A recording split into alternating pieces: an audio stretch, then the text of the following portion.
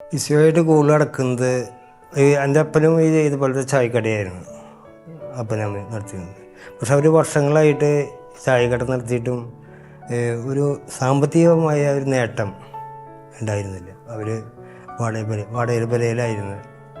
അപ്പോൾ അവർക്ക് ഇങ്ങനെ സാമ്പത്തികമായിട്ട് ഉണ്ടാക്കാൻ കഴിയാത്ത ഉണ്ടായില്ല. ഞങ്ങൾ 5 മക്കളാണ്.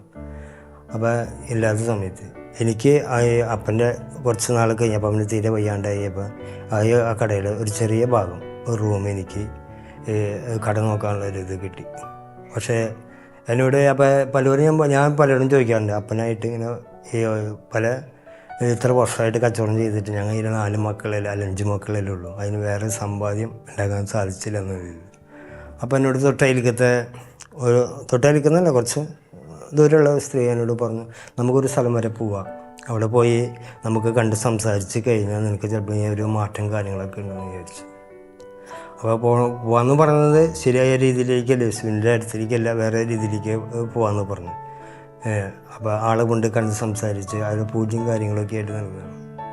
സത്യം പറഞ്ഞാൽ ഞാൻ ആളോട് പറഞ്ഞു, നമുക്ക് ഇത്ര നാളായില്ല അപ്പനും അമ്മയും ഇവിടെ കട നടത്തിക്കൊണ്ടിരിക്കുന്നു, അവിടെ അപ്പോൾ ഒരു പുരോഗതിയും കിട്ടണില്ലല്ലോ, അത് നമുക്ക് പോവാം, ഞാൻ നാളെ വരാമെന്ന് പറഞ്ഞു. പക്ഷേ അന്ന് രാത്രി നമ്മൾ വ്യക്തിപരമായിട്ട് ശരിക്കും ഞാൻ പ്രാർത്ഥിക്കുകയും കാര്യങ്ങളൊക്കെ ചെയ്യുന്ന ഒരു ആളാണ്. അന്ന് രാത്രി ഞാൻ ബൈബിൾ എടുത്ത് വായിച്ച്, ബൈബിൾ ഇങ്ങനെ കുറച്ച് നേരം പ്രാർത്ഥിച്ച് കഴിഞ്ഞിട്ട് ബൈബിൾ എടുത്ത് നോക്കി കഴിഞ്ഞപ്പോൾ എനിക്കിൻ്റെ വചനം, പൂർണ്ണ ഹൃദയത്തോടും പൂർണ്ണ ആത്മാവോടും കൂടി നീ ദൈവത്തെ വിശ്വസിച്ചാൽ നീ നിൻ്റെ കുടുംബം രക്ഷപ്രാപിക്കുന്നുള്ളത്.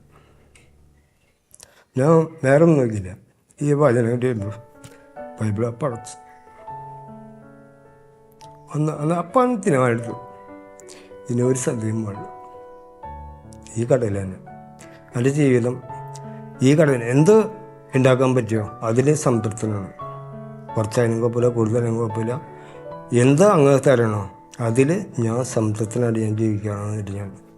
ഇതിപ്പോൾ ഞങ്ങൾ വാടകപ്പുരയിൽ കിടന്ന് ഇവള് വന്നതിന് ശേഷം ഈ സ്ഥലം വന്ന് മേടിക്കാനും വീട് പണിയാനും എൻ്റെ കടങ്ങളൊക്കെ ദൈവം സഹായിച്ച് അത് വീട്ടിൽ.